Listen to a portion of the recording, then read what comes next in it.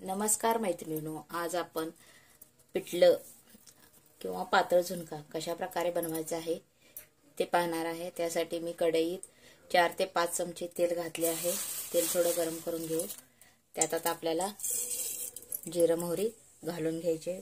जिरं मोहरी व्यवस्थित भाजली की मग त्यात कांदा, मिरची, कढीपत्ता, लसूण हे सर्व घालून परतून घ्यायचं आहे। मी पिवळ्या कलरचा बेसन बनवणार आहे, म्हणजे पिठलं बनवणार आहे। ते भातासोबत ही खाता यावं अशा प्रकारे बनवायचं आहे मला। आणि जर भाकरी सोबत खायचं असेल तर थोडंसं घट्ट करायचं। मी थोडंसं पातळ बनवणार आहे। आता जिरं मोहरी आपली व्यवस्थित भाजले आहे। यात आपल्याला लसूण भाजून घ्यायचा आहे।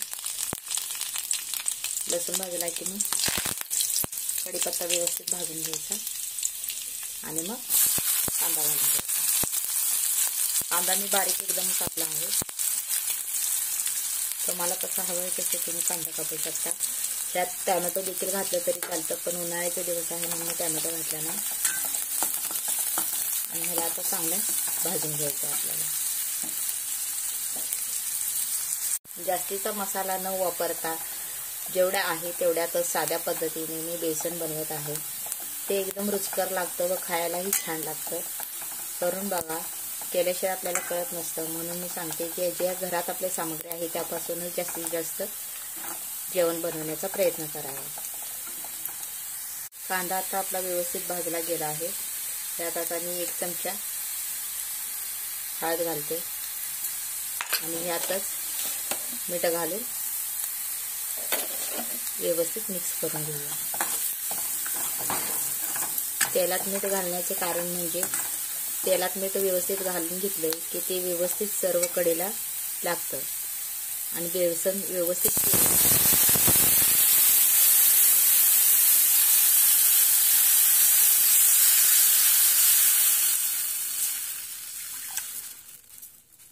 हे पहा, अशा प्रकारे त्याची आपल्याला कढी दिसते, एकदम पिवळी जमली। आणि ह्यात वरून आता कोथिंबीर घालून घेऊ। अजून ह्यात मी बेसन मिक्स केलेलं नाही, फक्त ह्याची कढी करून घेतली आहे। एवढं मी बेसन घेतलं आहे। जर बेसन मध्ये झुणका करताना असा जर बेसन टाकून जर गाठी होत असल्या तर एक सोपा उपाय सांगते की ह्या वाटेतच तुम्हाला पाणी घालून ह्याला मिक्स करून घ्यायचं आहे आणि मग ते आपल्याला केलेल्या मिश्रणमध्ये सोडून व्यवस्थित बेसन बनवून घ्यायचं आहे, म्हणजे त्यात गाठी होणार नाहीत आणि त्याचा झुणका व्यवस्थित बनेल।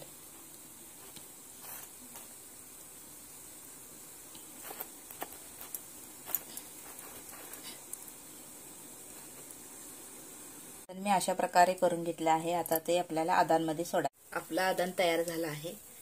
यात आता आपण असं बेसन सोडून देऊ आणि लगेच हलवायला घेऊ, म्हणजे ह्यात गाठी होणार नाही, बेसन आपलं व्यवस्थित शिजेल। आणि 1-2 उकळी आली की आपला गॅस बंद करून घ्यायचा। एकदम साध्या आणि सोप्या पद्धतीने मी तुम्हाला बेसन करायला दाखवलं आहे। तुम्हाला जर ही रेसिपी आवडली असेल तर माझ्या चॅनलला नक्कीच लाईक, शेअर आणि सबस्क्राईब करायला विसरू नका। आणि कमेंट बॉक्समध्ये नक्की कळवा की मी बनवलेले बेसन कसा झाला आहे तो। पहा, हे अशा प्रकारे बेसन तयार होते। तुम्हाला जर ही रेसिपी आवडली असेल तर माझ्या चॅनलला नक्कीच लाईक, शेअर आणि सबस्क्राईब करा। आणि हे बेसन तुम्ही गरम भाकरीसोबत किंवा गरम भातासोबतही खाऊ शकता। हे बनवलेले बेसन गरम भाकरी किंवा भातासंग खाण्याची मजाच एक वेगळी असते। करून पहा।